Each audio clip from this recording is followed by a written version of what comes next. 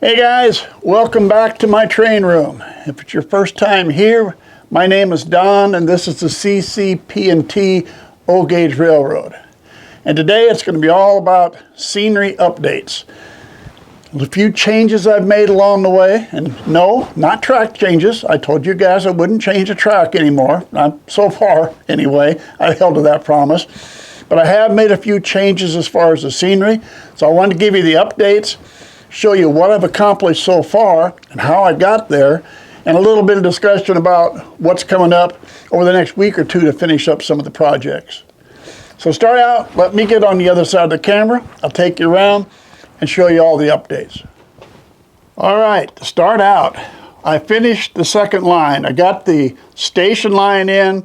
Told you I was going to put this secondary line. I was able to get it, all the ties in, the ballast, until about right there is when I ran out of ballast. But I do have new ballast in now, so we'll be able to take care of that.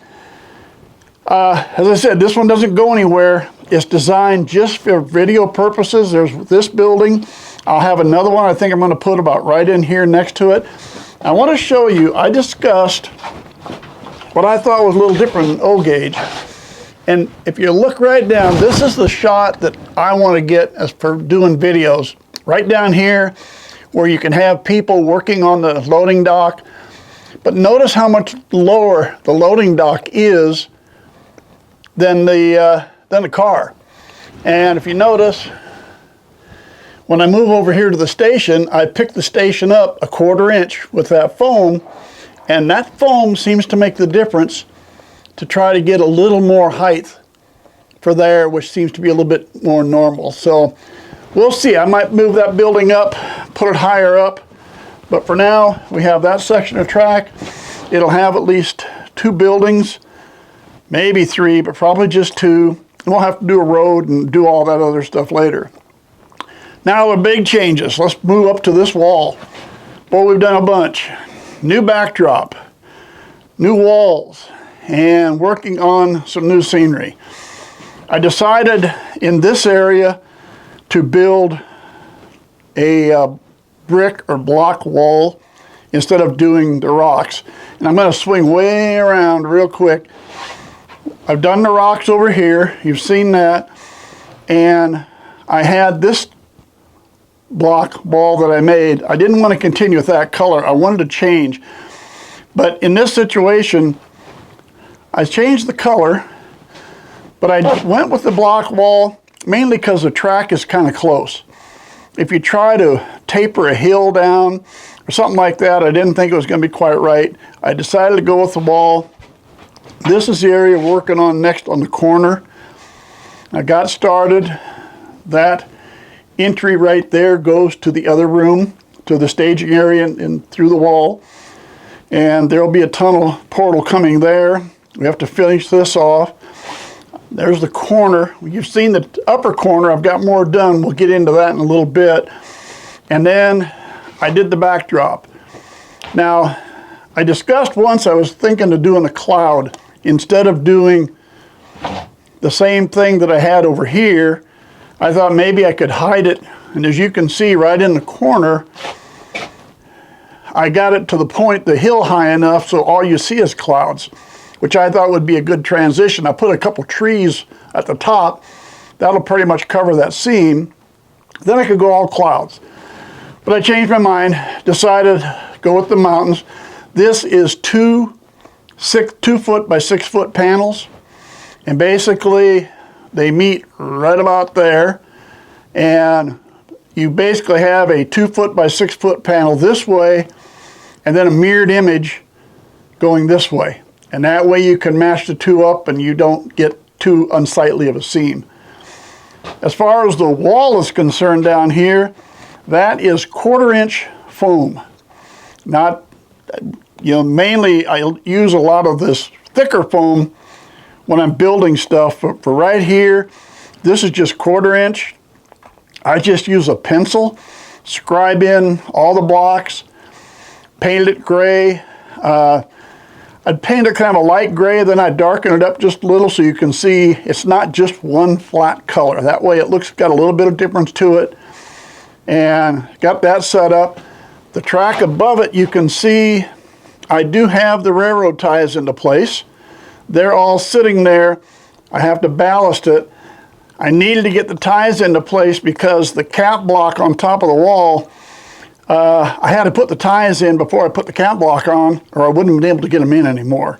So the ties are in. They're just sitting loose, but I do have new ballast now, so now I'm ready to go ahead and ballast that. The wall behind it, excuse me, the space behind it where you have between the two tracks. Now, this I did a little differently. Normally, as I've said, when I build stuff, it's like this. With the pink foam, I stack it, and then like the brown part up above, I'll go ahead and put plaster of Paris and paper mache mixture, and I put that together, and that's what smooths it out. But it wasn't going to work too well in this area.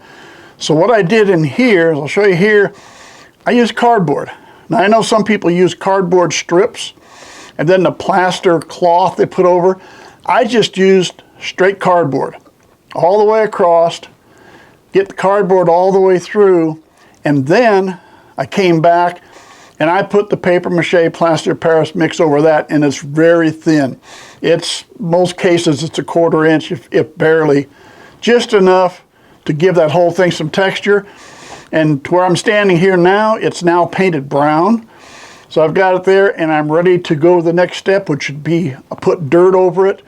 What I use tile grout for dirt, but it'll be ready for that for the next stage there and to do the scenery. So that'll be the next thing there, and we'll get that completed. I don't know, we'll put the dirt, we'll put some foliage or whatever. I got some rock chunks. I might throw a few rock chunks on there, make it look like just, you know, rock sticking out of the ground or whatever.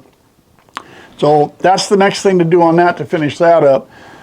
The corner is the biggie, and I've been waiting on this for a long time because everything else keeps coming up, so there's always something else to do. I've got the pink foam here in front.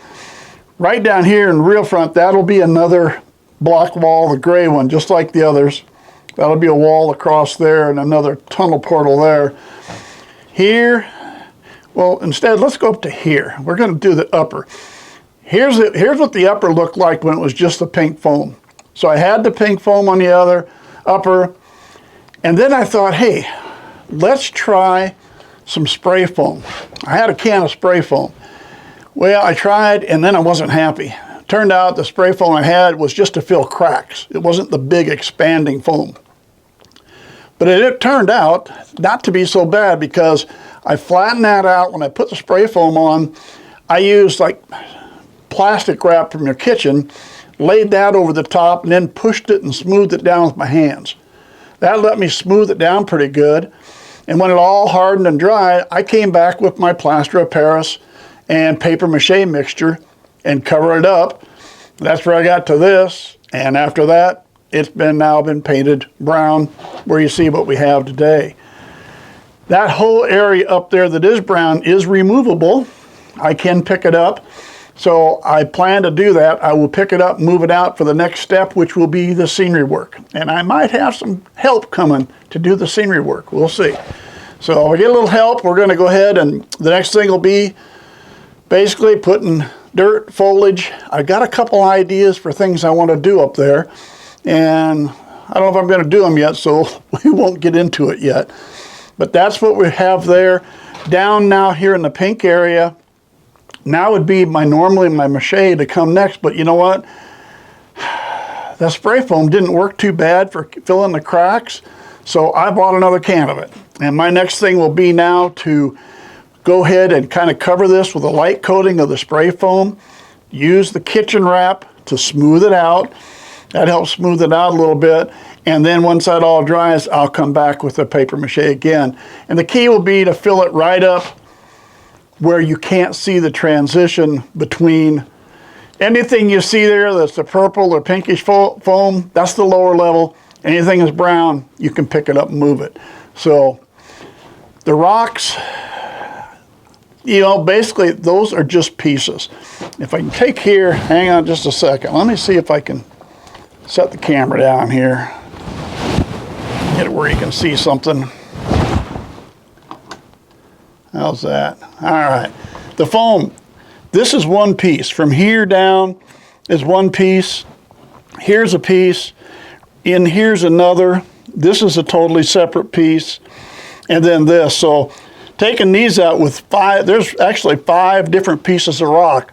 But when you push them all together, match them up, break pieces off, and whatever to get them to fit, you can't really tell. Now, if we come over, let's see if I can move it over here a little bit. These right in here, I mean, I put these in with liquid nails. They're in there pretty tight, but they're sealed in with liquid nails behind it. I'll take my paper mache mix along with the plaster of Paris, and I'll put across here, I'll put a little strip of it across here and phase it in, and that'll be dirt. You'll cover that up, it'll look like dirt. It covers the bottom. You'll come back on the top, you'll fill it in on the top, maybe push it over a little bit, and in the end, pick this up here, what you should be able to do is end up with something like I did over here. And basically, they're all lined up, you put the dirt over the top, and that's what kind of fills them in. Same thing on the rock wall. You can see how I filled in the bottom of the rock wall in that one area, just to kind of give it some dirt and to give it some, cover up the edges, top and bottom. Needs a little more work on the top yet. We're not done with that totally. But that will be the next project, is getting the spray foam on that. We'll do the other, but I think this week it'll be work on this, the top part, get my help coming. We'll make dirt, put foliage. I won't put it back right away because, like I said, I got a couple things I'm going to do, and it's easier to do those when it's sitting on the workbench than sitting up there. So we'll kind of hang up on that for a little bit. Well, there we go, guys. There's the updates on the scenery. We'll have more to come in the next week or the week after, but tell you what, I got a couple trains sitting here on the track, and I have not run them in a while because I've been too busy on the scenery work. So good as time's any, let's send them around.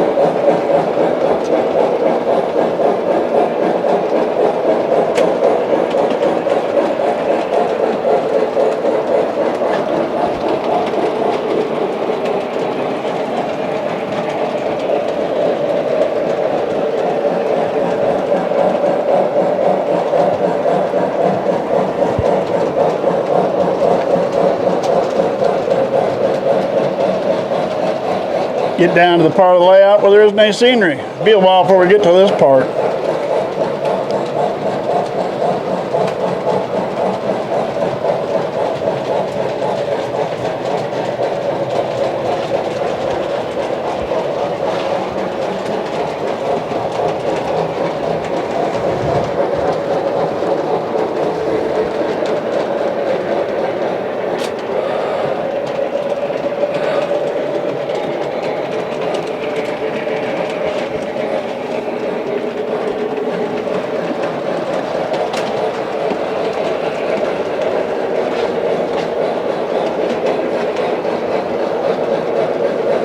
All right, I've taken the lower level one, the one we're following.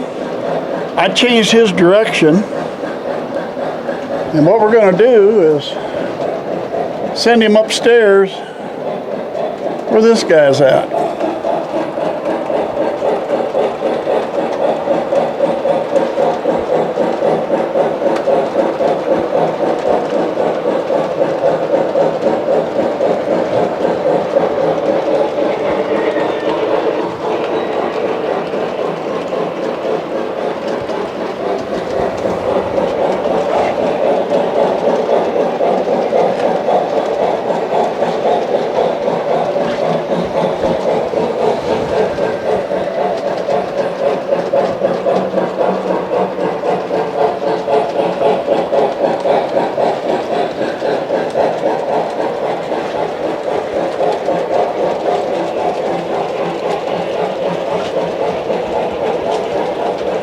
flip a couple switches here.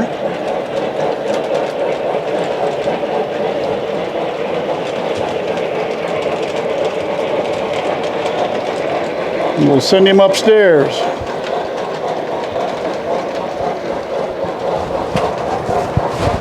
Now I'm going to start paying attention. So I'm going to have 2 upstairs.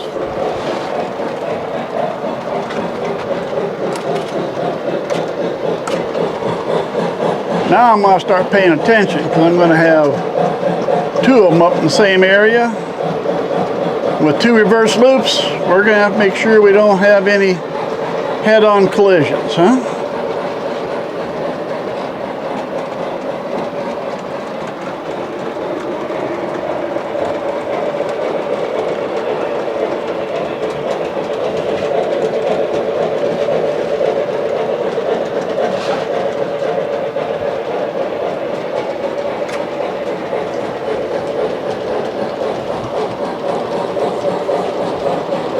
I better remember which remote control runs which engine too.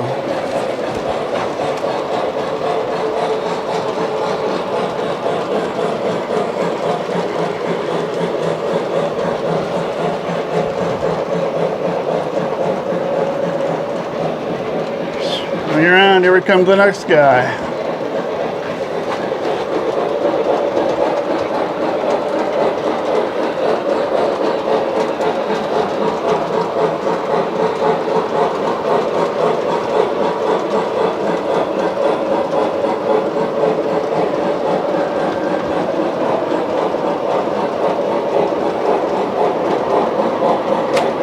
Now the thing I've found is one reverse loop is not nearly as long as the other one. So usually somebody's got to stop somewhere.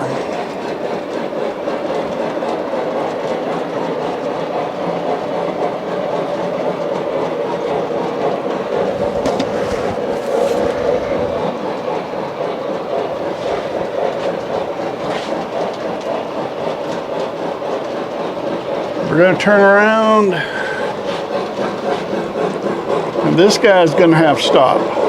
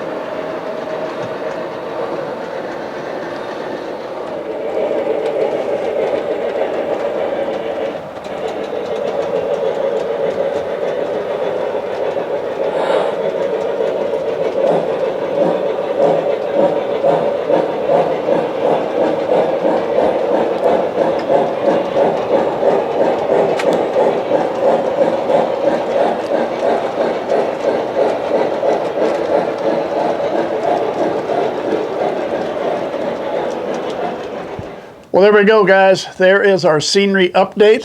And of course, it's not finished, but I kind of want to update as we go. That way you can kind of see how I'm doing things. So that way, if there's something you want to do, you kind of know the way I've done it in case you want to do something similar. And as we go farther along, I'll keep the updates coming. Thanks for sticking with me. We'll see you the next time.